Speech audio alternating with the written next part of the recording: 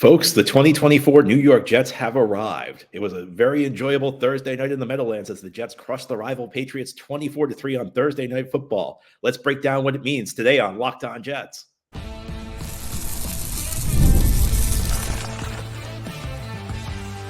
You are Locked On Jets, your daily New York Jets podcast.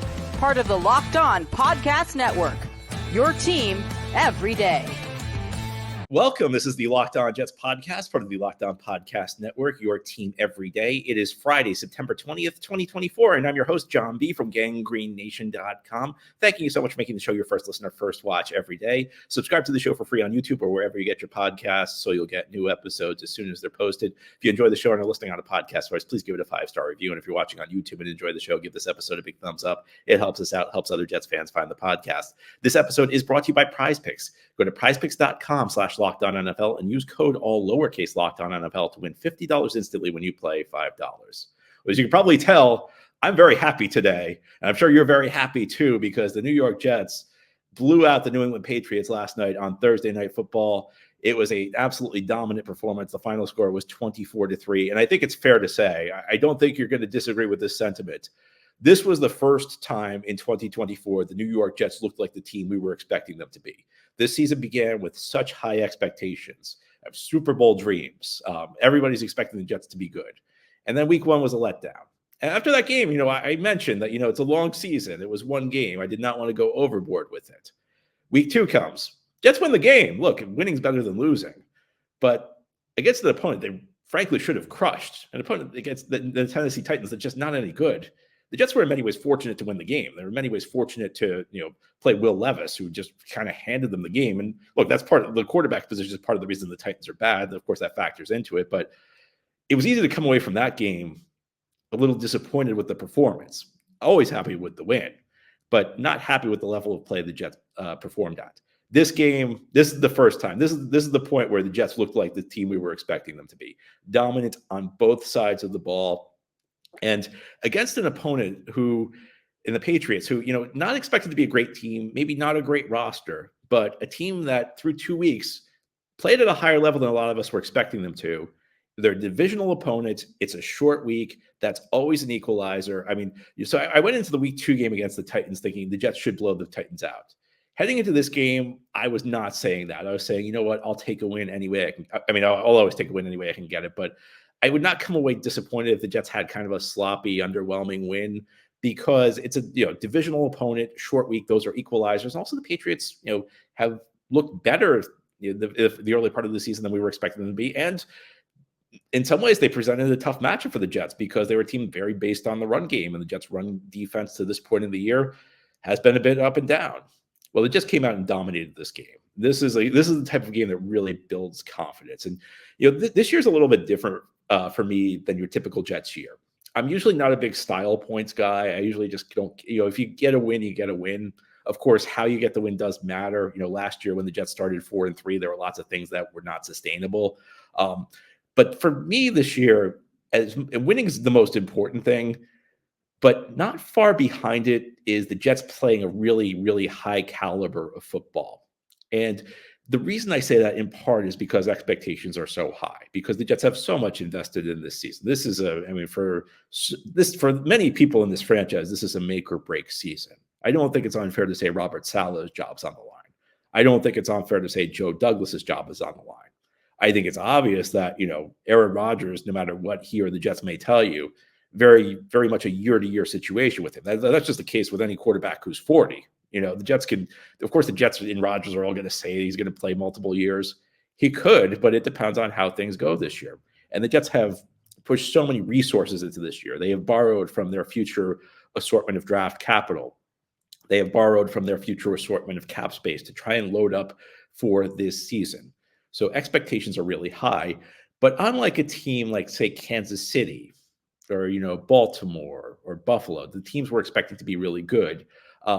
This is a new team, essentially. These pieces are all new. And even on the defensive side of the ball, you've seen a lot of transition. The Jets still have a lot of their core pieces that the 2022 draft class is still here. But in many ways, this is a group that's coming together. So we need to see this team perform at a really high level. in a way, maybe, Kansas City doesn't need to do at the early point of the season. Baltimore is 0-2, but the Baltimore team is, they've played together before. So I think like if Baltimore hits a rough patch, their fans can be confident they're going to turn it around. This Jets team, we've talked about it. What was our go-to phrase this offseason? On paper, it looks good. But as we all know in the NFL, it's one thing to look good on paper in the offseason. It's another thing to go out there and live up to your potential during the season. So I think that the way the Jets perform really matters at the early point of the season. And it's not necessarily that a rough start dooms the team, but it gives you peace of mind. It tells you that, you know what, this team can fire on all cylinders the way they're supposed to. Look, maybe there's always a scenario where it maybe takes you a month or two when you have all these new pieces, especially on the offensive line. There are scenarios where it takes some time to get it going. Maybe you don't actually fire on all cylinders till November, December, and that was true. When Peyton Manning went to Denver, they got off to a rough start. When Brady went to Tampa Bay that first season, everybody forgets they were right around 500 in November before they took off. So sometimes it does take time for everything to start clicking, but you want to see it click as early as possible, because this is a team that, again, the pieces all look really good when you're just looking at the roster. The question is how do they play together through the first 2 weeks? I don't want to overstate my level of panic, but I had some degree of concern because we did not see a team that really looked like a contender. Now, don't want to overstate what a win over New England on Thursday Night Football means, but as I mentioned, I think that I don't think this game was the pushover people were making it out to be. I think there were a lot of reasons to think the Patriots could be competitive in this game. I think that this was a high caliber performance by the Jets. I think this was I don't know if quality wins the right word, but it was the type of performance. That's exactly what I was looking to see from this Jets team. I want to see this Jets team fire on all cylinders because it's important. Fine, you can skate by Tennessee and you can skate by New England with less than an A performance, but we need to see what this team's best is, because if this team's best can't compete with the big boys of the AFC, then that's a problem. The Jets crushed the Patriots. If the Jets play like that against Kansas City, they're not going to crush Kansas City, but they're going to be right there with the Chiefs. This was I am so delighted by this performance by the Jets. This is exactly what we needed to see, especially after those first 2 weeks of the season, because, part of the question that you come away from the first 2 weeks, a loss to the San Francisco 49ers, and then a win that was I'm sorry, it was a shaky win week 2 against Tennessee. The question was, is this Jets team kind of sorting things out, or is that just what they are? And I think week 3 was our first piece of evidence that, maybe the Jets team was just sorting things out the first 2 weeks. And when this thing fires in all cylinders, it fires at a really high level, because this was not a competitive game. I think if you were watching this, by the time you got to the second quarter, there was very little concern. There should have been very little concern. It was clear that these teams were playing on different planes. And it was clear that, unless the Jets did something dramatic to mess up the game, they were going to win this game and win it pretty comfortably. Absolutely what the doctor ordered for this team. Absolutely what the doctor ordered for this fan base. And remember, I really don't like, I know everyone will say, the podcast host likes to tell you, I told you so. I really don't like to do that because I get a lot of stuff wrong. But I do remember after that Monday night game against San Francisco 10 days ago, I told you 10 days from now, there's a good chance the Jets are going to be 2-1. And that loss to the 49ers is going to be a distant memory. And here we are. Jets are 2-1, and that loss to San Francisco really does feel like a distant memory. And the schedule is opened up. I mean, hey, we've got Denver next week. Jets should win that game. If the Jets win that game, we're talking 3-1, and we could be off and running here in this 2024 season. Now, here on the Locked On Jets podcast, let's talk about some of the standout performances from this game. And I think, at the risk of being obvious, the quarterback would be the first place we go, but there are other players who really stepped up to the plate on both sides of the ball. We'll honor them as we continue here on this Friday game recap edition of Locked On Jets. Today's episode of Locked On Jets is brought to you by FanDuel. You've heard me talk a lot about FanDuel, America's #1 sportsbook. Well, now we have something a little different for you. Now through September 22nd, all FanDuel customers can bet $5 and get a 3-week free trial of NFL Sunday Ticket from YouTube and YouTube TV. Then with a YouTube TV base plan, you'll be able to watch every regular season Sunday afternoon out-of-market game. All you need is a Google account and a current form of payment, and you can cancel anytime. There's nothing better than a Thursday night win because Jets are already in the clubhouse with the win. So now you can go watch the rest of the games this weekend and stress free. The Jets have already got their win. Go watch the other teams, and NFL Sunday Ticket on YouTube and YouTube TV is the place to do it. We don't have a Jets game on Sunday, so Sunday is open for you. Do you want to have to depend on Fox and CBS? No, get NFL Sunday Ticket on YouTube and YouTube TV, and you get a 3-week free trial if you bet $5 on FanDuel. It's the place to go to get in on the action. Just visit FanDuel.com. America's #1 sportsbook. Thank you so much for making Locked On Jets your first listener, first watch every day. A big shout out to everydayers. This is a daily podcast covering the New York Jets. New episodes each day through the week, Monday through Friday, recapping a Jets victory, a blowout Jets victory over the New England Patriots. Man, do those words feel good to say. It's been a long time since we used the word a blowout New York Jets victory over the New England Patriots. In fact, those are definitely the first times those words have ever been spoken on this podcast, because this is the second win the Jets have had over the Patriots in the Locked On Jets era. And the only other one was that, not so exciting Week 18 game last year. You got to be thrilled with the Jets' performance, and the big man. I mean, at the risk of being obvious, the big man, the first guy we go to, Aaron Rodgers. I mean, this was what the Jets envisioned when they made this trade.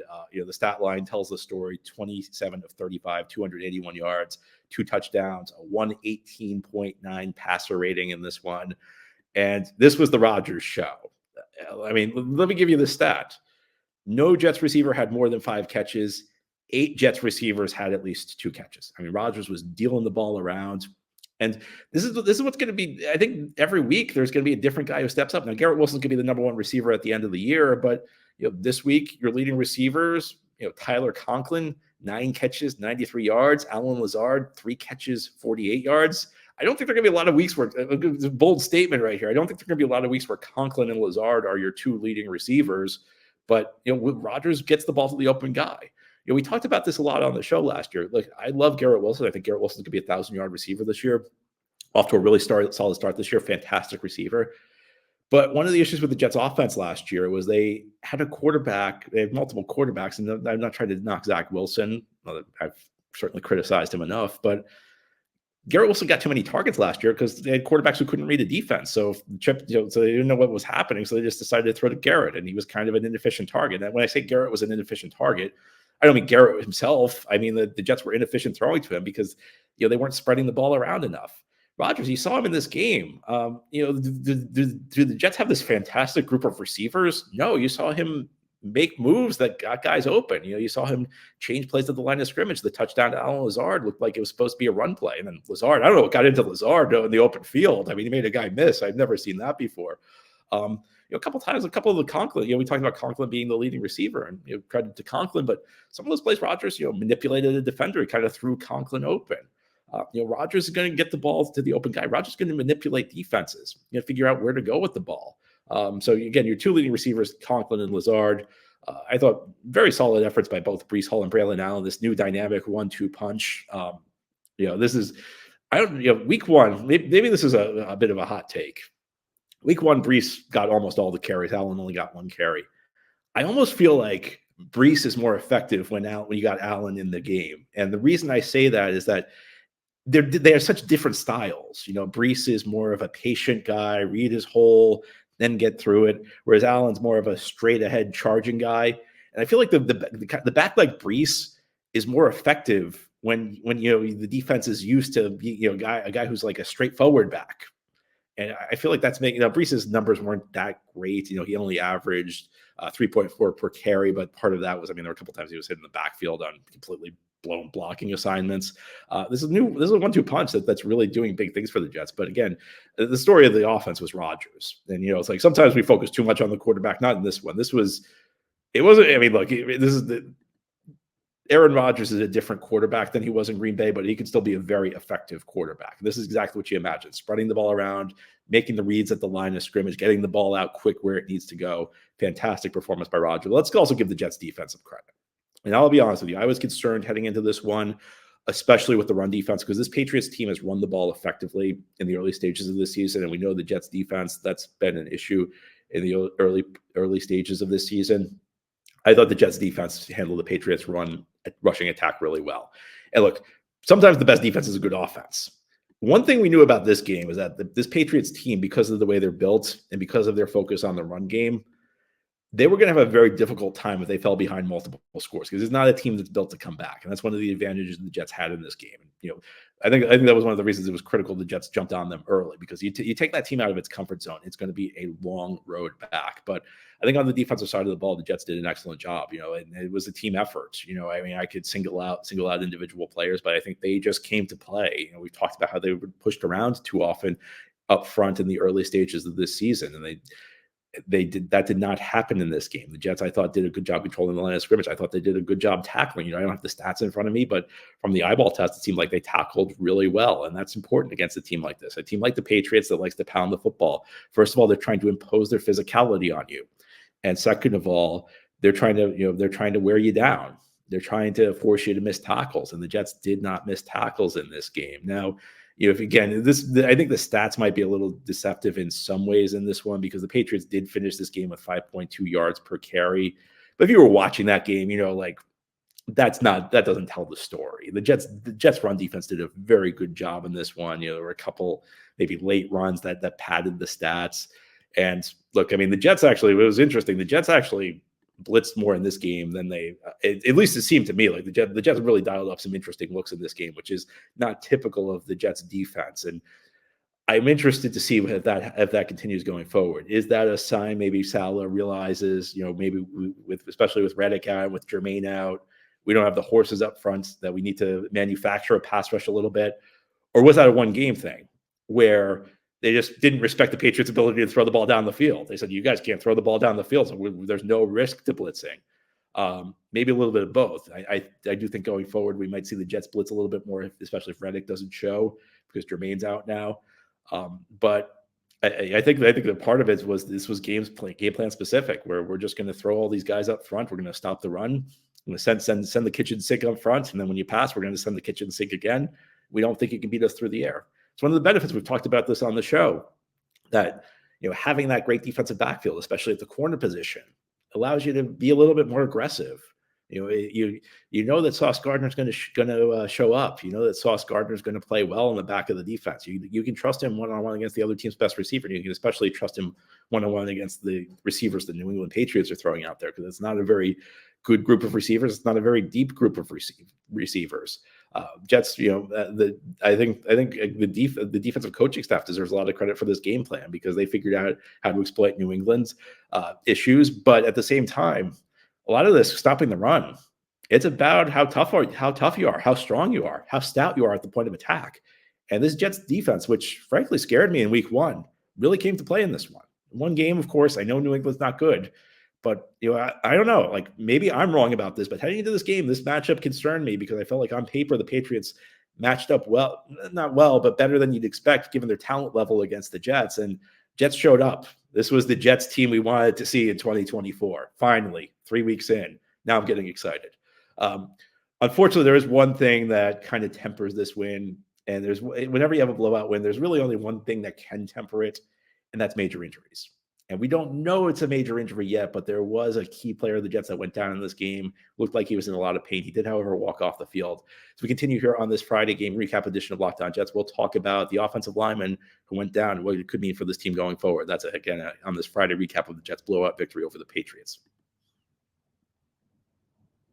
Today's episode of Locked On Jets is brought to you by PrizePicks. PrizePicks is America's #1 daily fantasy sports app with over 5 million active members. PrizePicks is the easiest and most exciting way to play daily fantasy sports. Unlike other apps, on PrizePicks, it's just you against the numbers. All you do is pick more or less than on 2 to 6 player stat projections and watch the winnings roll in. And PrizePicks puts their members first, so all withdrawals are fast, safe, and secure. When your picks hit, you can get your money in as quickly as 15 minutes. And PrizePicks invented the flex play, which means you can still cash out even if your lineup's not perfect. You can double your money even if one of your picks does not hit. Download the PrizePicks app today and use code LOCKEDONNFL and get $50 instantly when you play $5. That's code LOCKEDONNFL on PrizePicks to get $50 instantly when you play $5. Again, it's code LOCKEDONNFL, one word with no space, LOCKEDONNFL. You don't even need to win to receive the $50 bonus. It's guaranteed. PrizePicks, run your game. This is the Locked On Jets podcast. On this Friday, we're recapping a dominant New York Jets win over the New England Patriots. That feels so good to say. Let me repeat it. We're recapping a dominant New York Jets win over the New England Patriots. The Jets beat the Patriots 24-3 on Thursday Night Football. The Jets improved their record to 2-1 in the 2024 season. As we've been talking about on the show, this is like what we imagined the Jets would be like this year. None of that San Francisco nonsense week one. Not even last week where they struggled to beat a bad Titans team. We wanted to see the Jets go out and crush bad opponents, and that's what they did in this game. Nothing bad you can say about their performances. I struggle to think of a bad performance. It's the complete contrast with 2 weeks ago. 2 weeks ago, I remember mentioning that, against the 49ers, I would struggle to come up with a good performance. And this one, I struggled to come up with a bad performance.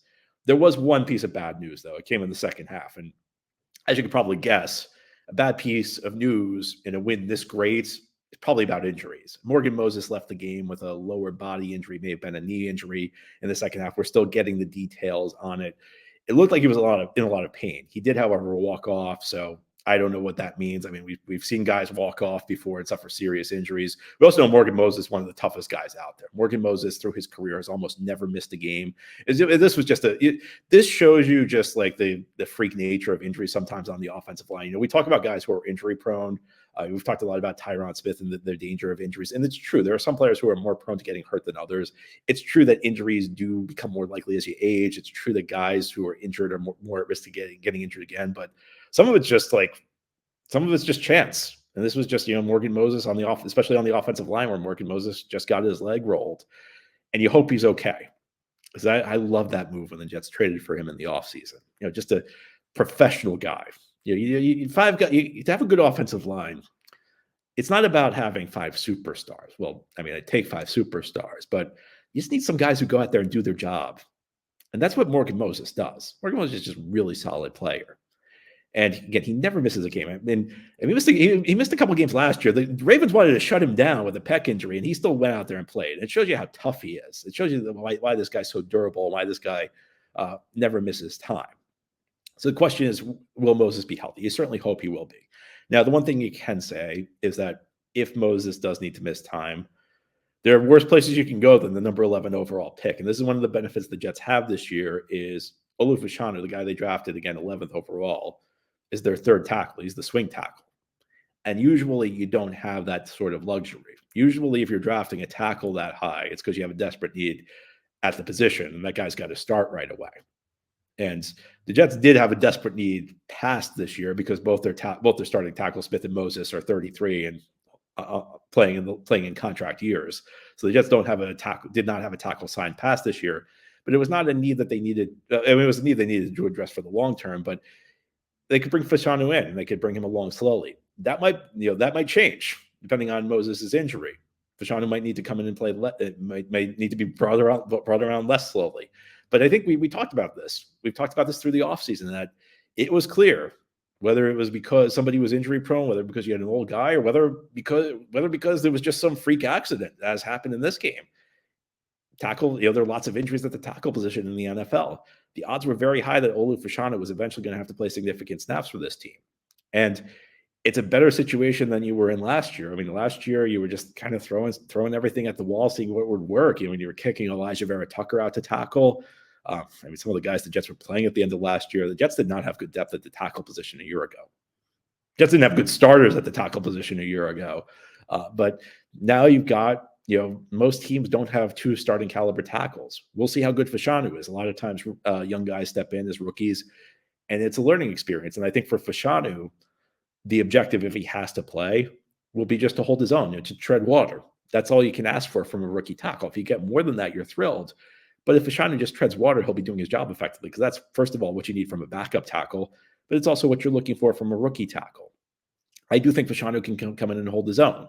I'm hoping he can come in and hold his own. Injuries happen on the offensive line in the NFL. Now, hopefully Moses is back quickly. Hopefully it's not as serious. Hopefully him walking off the field is a sign that it's not necessarily a serious thing. Jets could use him back in the lineup, if for no other reason than to keep Fashanu as insurance, because if Moses has to miss significant time, then you lose your depth. Then Fashanu is a starter, and then your number 3 tackle isn't as good. Then you're one injury away from having a real problem at the tackle position. But the Jets, to the extent you can be covered pretty well, and look, I still would love to not have to deal with this, but if you have to deal with an injury, I think there are worse places you can go than the number 11 overall pick, a guy who's as good of a prospect as Olu Fashanu. Hopefully we find out Moses is not suffering a serious injury. We'll learn more about that in the days ahead. But I hope it doesn't put too much of a damper on a great Jets performance, a great Jets victory. I mean, anytime you crush the Patriots, it's great. I mean, when was the last time the Jets actually blew the Patriots out? I can't even remember. But beyond that, just the Jets, it feels like the Jets arrived in 2020. It feels like this was the Jets team. Rodgers dealing, the defense dominating. This is what we were expecting. We saw it for the first time this year. Let's see. Well, I hope we see it a lot more in the weeks ahead. But that's all for today's episode. This has been the Locked On Jets podcast, part of the Locked On Podcast Network. Your team every day is our motto. As always, if you enjoyed the show, hit the subscribe button where you're watching or listening so that you'll never miss an episode. If you enjoyed the show and you're listening on a podcast source, give it a 5-star review. And if you're watching on YouTube and enjoyed the show, give this episode a big thumbs up. It helps us out, helps other Jets fans find the podcast. Enjoy your weekend, everybody. I mean, how can you not enjoy the weekend? The Jets won. We'll talk again Monday.